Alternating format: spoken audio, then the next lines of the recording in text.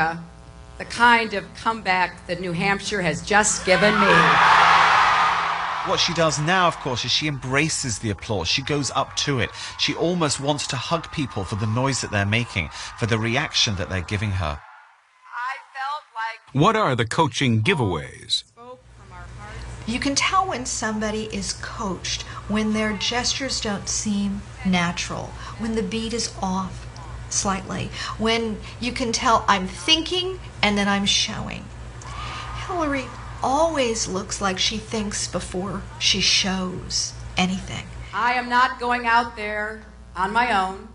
Mark Jeffries also detects signs of coaching in the new, improved Hillary.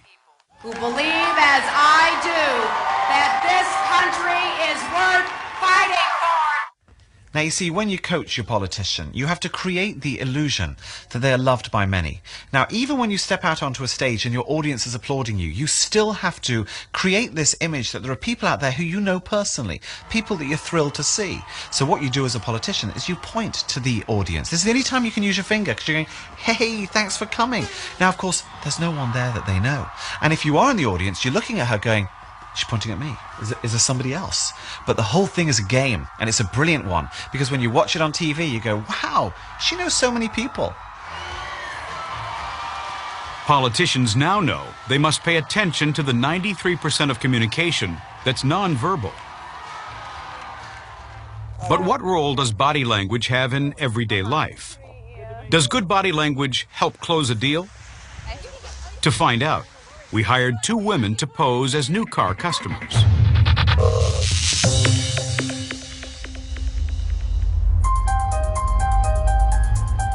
Our pretend customers, Jackie and Casey, are rigged with hidden cameras, so our experts can watch the car salesman in action. First stop is a BMW showroom, where they're greeted by Corey, one of the salesmen. Oh, look at the fixing the tie. There's some preening. Must have saw that there are 2 cute girls waiting. He's fixing things up. Hi, I'm Jackie. Nice to meet you. Nice to meet you too. Hi, this is Casey. Hey, Casey. Nice to meet you both. I wanted to come and take a look at something in the 3 Series, if you have something available. Certainly. Certainly. Let me grab it. Kind of quick on the handshake, but he was smiling, which is very genuine. Okay, look at how he approaches. The salesman approaches the 2 women. He's got a giant smile, which is what he needs to have. And he's also got his head bowed slightly forward, which is very important for displaying submissiveness. Very useful for a salesman. Salesman Corey has started off well. Oh, looks like he put a winter coat on and an umbrella. He's going to take the girls outside. So this is a man that wants to make a sale. Okay. And it looks like he's going to give Jackie and Casey a test drive. I'm looking more at the sedan, I think. I'm not looking for anything particularly fast, nothing. Look at not messing around. This guy is on his A game. Great posture. He had a little jump in his step there going to the car. And off they go. I believe this salesman's body language is near perfect throughout. Corey gets high marks from our experts. But were our customers impressed by his performance? What do you think of Corey's first impression? I thought he was very friendly, really sweet. You know, real, like, easy to talk to, down-to-earth kind of guy. Do you think his body language would have helped or hurt an actual sale with you guys? Personally, I think it would have helped. It would have helped. His body language in with his personality. The following morning, they go to a Toyota dealership. This time, there'll be an extra hidden camera rigged inside the frame of Jackie's sunglasses.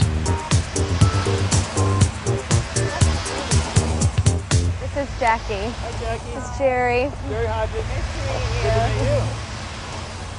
So, How will salesman Jerry compare with Corey? This position right here where we see Jerry, see what he's doing with his thumbs? He's rubbing his hands. That's called the self-touch gesture. Jerry's self-touch gesture is similar to Richard Nixon's hand-rubbing during the Watergate investigations. This is a comfort gesture, and it means that he's feeling in some way uncomfortable. Body language can't be considered in isolation. It's usually an amplifier to what you're already saying. Now, he's moving calmly, he's assuring, but he's not assuring to them. He's actually essentially assuring himself. Both cars come with a built-in remote that's built into the key fob, Okay. so that you don't have to have a separate key. Here's the problem. He's looking down. He did not connect with eye contact with the women. Here there's a disconnect. He's by standing up, what happens is you're saying, I'm more important than you. If anything, he should be down, crouched on his knees a little bit. Inside the car, Jerry's showing off the various features. But is his body language helping to persuade a potential customer? Oh my God, that is very nice. People buy not based on the product. They don't even buy based on the data about the product. Ultimately, they buy based on how they feel about the salesman. So how do Casey and Jackie feel about Jerry? He seemed a little distant to me in general, even when we were, I mean, it got better as it went on in time, but there was definitely some distance there throughout the sale. Camry is more Comparing their experiences, we asked them which salesman would be more likely to sell them a car. Bye. Have a good day. Oh, Corey. Definitely. Yeah. Definitely. Yeah. Why? And look at your genuine smiles pop up, by the Because way. he has a genuine smile. I mean, like you said, he has the confidence about him, and he was sure, but it wasn't overconfidence. It was just natural. He just had it. One of the acknowledged masters of body language is former President Bill Clinton. Bill Clinton is great at establishing rapport. He's one of the all-time best.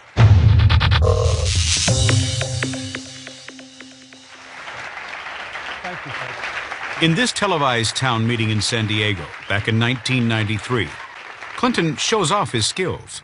My own belief is that we do need more jobs, and that we do need jobs tied to continuing education and training. Bill Clinton has all the classic charismatic factors, likability, power, attractiveness. But if you look at Germany, if you look at Great Britain, if you look at France, you look at all He's the a powerhouse because he's so open. He's giving us his full frontal, saying, I have nothing to hide. We're together. We're alike. And that's what rapport is. Every good speaker who speaks formally expresses from the heart. Clinton expresses from the heart. And they managed to grow rather Clinton's briskly. gestures deliver his message to any size audience. Arkansas. The President of the United States, William Jefferson Clinton. We do not need to build a bridge to the past. We need to build a bridge to the future, and that is what I commit to you to do. He gestures on the beat. Very, very significant. In telling whether somebody's being authentic, being honest, you want to make sure they're gesturing just a second before they say it. You feel it, you show it, and then you say it. We need to build a bridge to the future, and He's gesturing just before he says it. The real mark of a body language master, though, is how they deal with a difficult situation. My question is, can you name one country that has ever taxed and spent itself back into prosperity? Thank you. Mr. President? Well, the answer to your question And, is I you know, can't. I'll just pause it here because you can see straight away that he is not happy with that question at all. But he betrays very quickly and for a very short period of time the fact that he does not have an answer. He does the mouth pull. He goes, oh. Mr. President? Well, the answer to your question is I can't, but you can't fairly characterize my program as that. I have cut more spending than my predecessor did. He's very quick. He instantly regains his composure, and that's one of the things with Bill Clinton. He has this power to regain composure. First thing I did was cut the White House staff by 25%. Every and a half months, then came to the Like White Bill House Clinton, all of 19 Tony Blair has a reputation for composure in public. But it didn't always come naturally.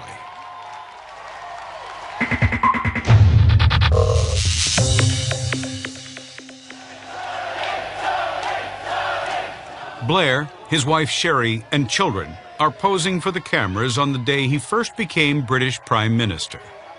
Then came the moment everyone was waiting for. You're taught as a political couple, you must show a bit of love from time to time. Show the voters you're real and normal people. The crowd is applauding. He puts his arm around Sherry as if he's going to hug her. Now, of course, Cherie, remembering the lessons, decides to go for the kiss. He then grabs her, puts his hand right in front of her so that she can't kiss him. and he almost blocks her with his hand like, no, not now, not now, dear. She goes and does a little cat thing on his chest. And it's at that moment when she does that that he realizes he's missed the boat. That actually he was supposed to kiss her. But then it's too late because everyone's seen the effort and you can hear a little bit of booing from the crowd. And then he realizes he's made a mistake, so he kind of kisses her hair. And the whole thing was rather embarrassing. Rookie politicians aren't the only ones to give themselves away. Even the masters can get exposed.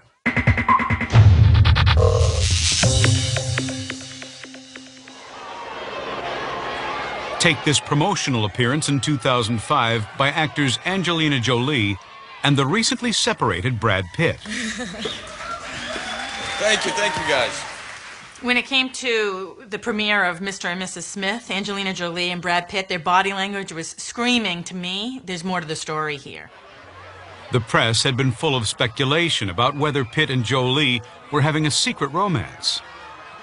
Just before they run the film, Brad Pitt says a couple more cute little things, and Angelina Jolie becomes like Princess Diana, you know, with the whole looking down. She looks up at Brad Pitt, and she looks back down, like, take care of me.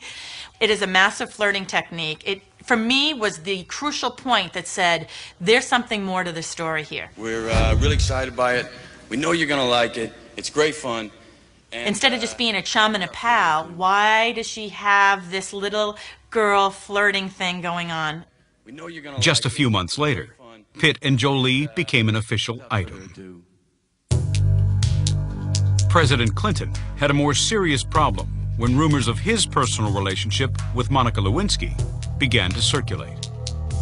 He decided to make a very public televised denial. His words were crystal clear. And I worked on it till pretty late last night. But I want to say one thing to the American people. Clinton was addressing both the TV audience and the reporters at the White House. I did not have sexual relations with that woman, Miss Lewinsky. But his normally assured body language was not conveying a reassuring message. These allegations are false, and I need to go back to work for the American people. Thank you.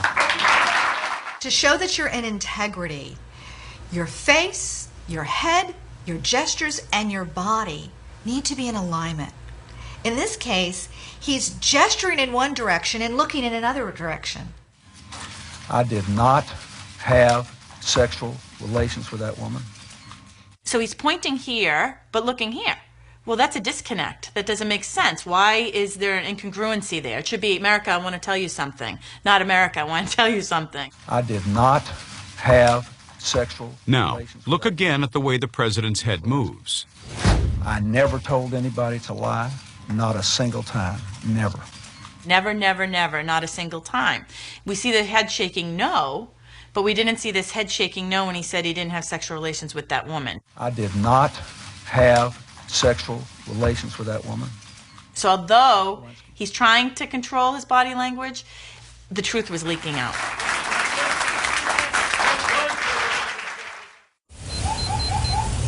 There's tinted windows on this car. Out on the streets, reading body language accurately can be the difference between life and death.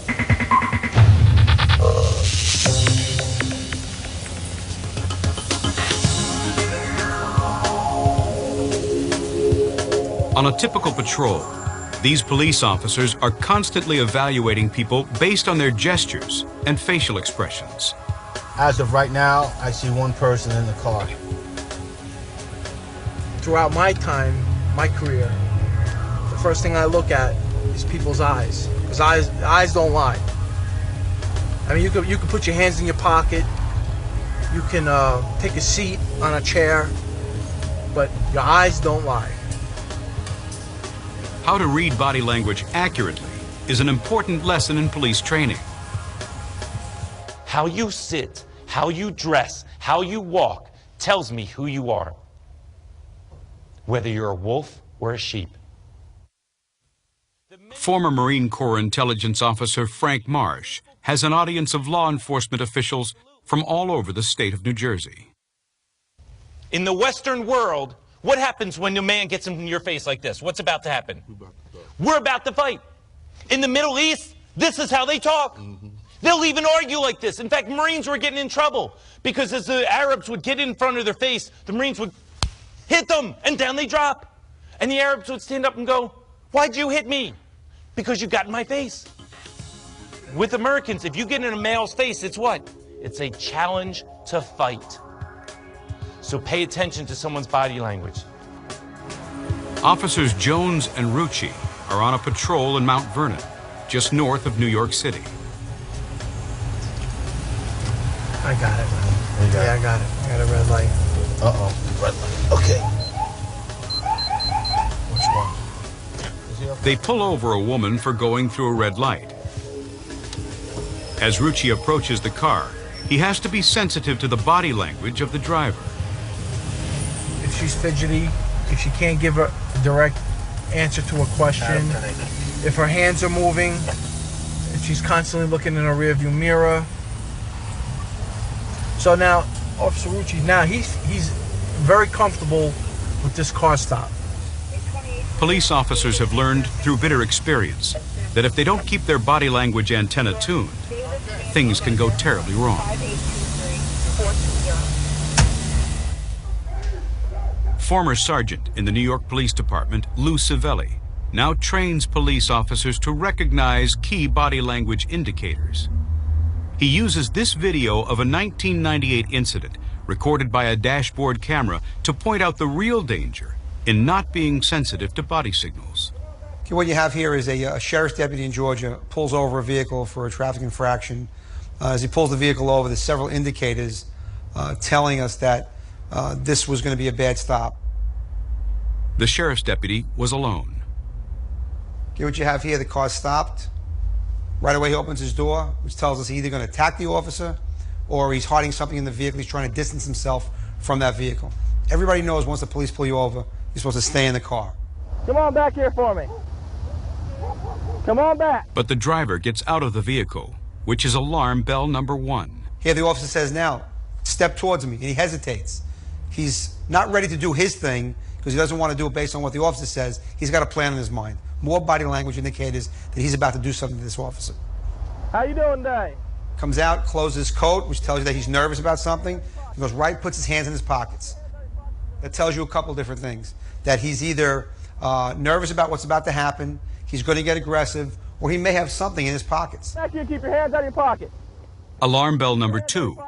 The driver's out of his car and has put his hands in his pockets, both potentially threatening body language indicators. Now the sheriff's deputy gets out of his patrol car to talk to the driver.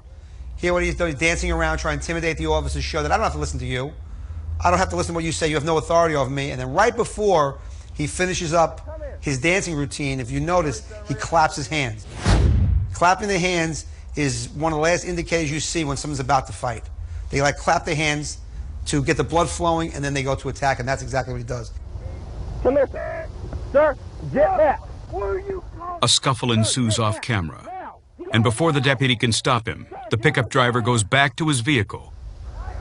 He appears to be searching for something. I done did my life. Get back here now. The driver now has a gun. Put the gun down. Well, I got him down with the gun. I need help. The situation gets out of control.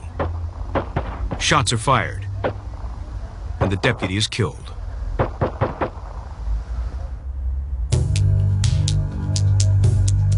This horrific incident is one of many examples Civelli uses for body language training. It's so important to read body language for police officers because if you can recognize a threat, that you're in danger, you could counteract that threat. It's the most important thing to teach police officers. I believe more important than self-defense, more important than firearms tactics, is that they need to understand when they're being threatened. Out on the street, a police officer can use often subtle body language, or tells, to pick up on possible guilty or criminal behavior. There's various ways that people try to hide a gun. One of the most common ways is blading. What they'll do is if they know that there's officers on one side, they'll blade their body real quickly this way, keep the bulge that's on this side away from the view of the officers. Another way of concealing a weapon is by billowing your shirt or your cloak. Just by pulling it out like this, billowing it around the weapon so that the weapon's not visible. Finally, if I'm going to try to grab for my gun, the first thing going to happen is my thumb is going to twitch so I can clear the top of the shirt. So if you watch my hand's going to go up, and the first thing to go up is my thumb. I'm going to pull up and try to grab my weapon. And the reason I do that subconsciously, I know that my thumb has got to clear this weapon before I pull it out. Blading, billowing, and the thumb twitch. All potentially threatening signals for those that can see them.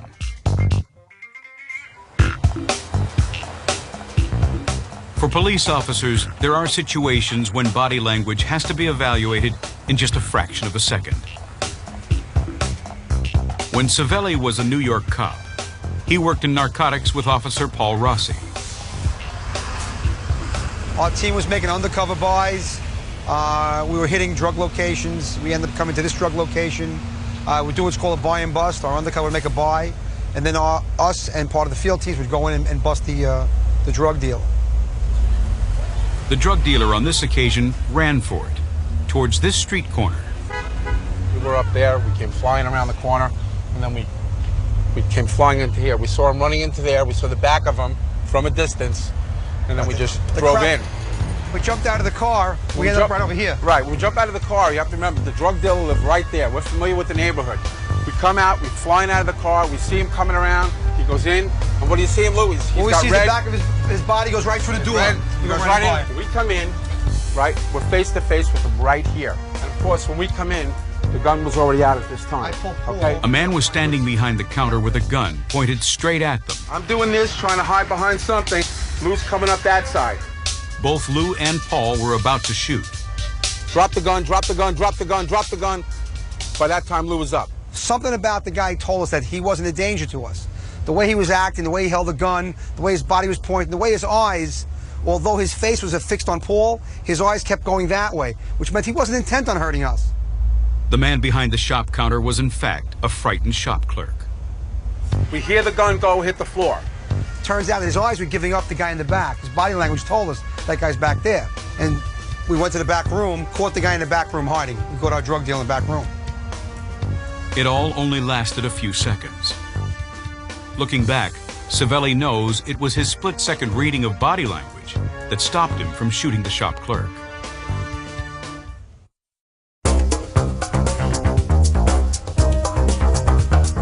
More than half of what we communicate is through the gestures we make and the looks on our face. Scientists have dissected the thousands of different expressions that appear on the human face.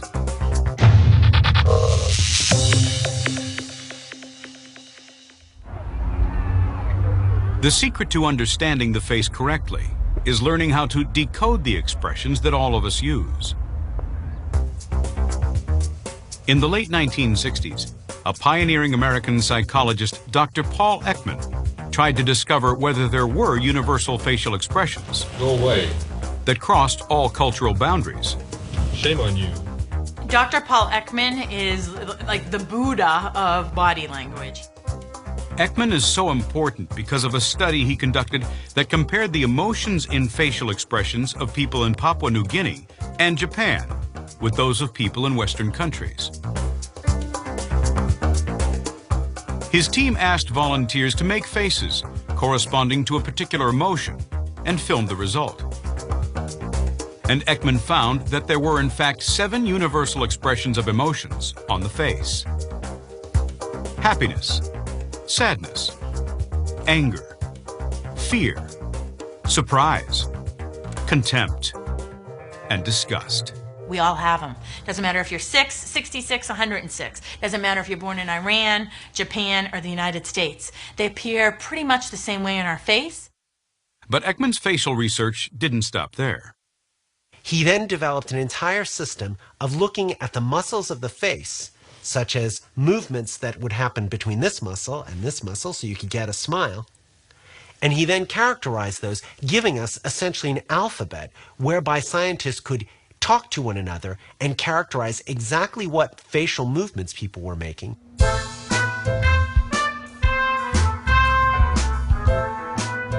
The influence of Ekman's facial expression research can be seen today. Okay, can we turn off the lights, please? Look happy, sad, This is a demonstration of the face reader, Angry? the very latest in automated facial recognition technology. Surprised?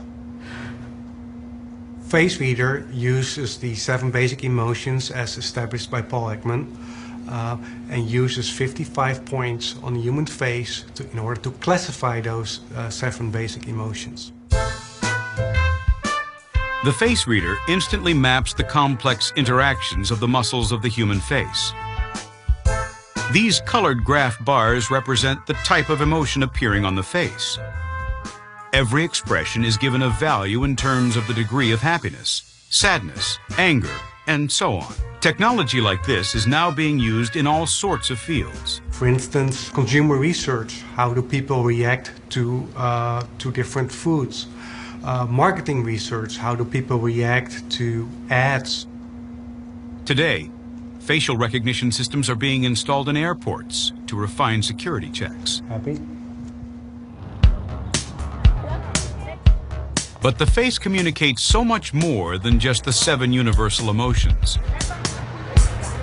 Ekman identified more than 3,000 different facial expressions that convey a meaning that most of us will react to, both consciously and unconsciously. Today's politicians are acutely aware of the importance of nonverbal communication. They employ coaches to hone their gestures, but new research suggests they would do well to pay more attention to the expressions on their face.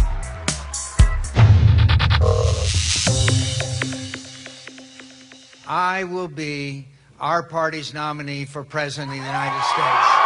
Thank you, Wisconsin. And more of the same. Every presidential candidate has to try to win our trust. And looking forward. They need us to believe they're competent for the job before we're willing to vote for them. Together, we will change this country. But how do we decide whether they're competent or not?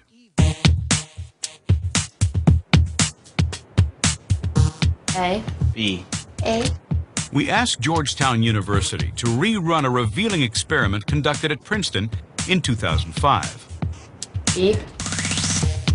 Student volunteers make instant decisions between pairs of faces appearing on a screen. Okay. B. B. B.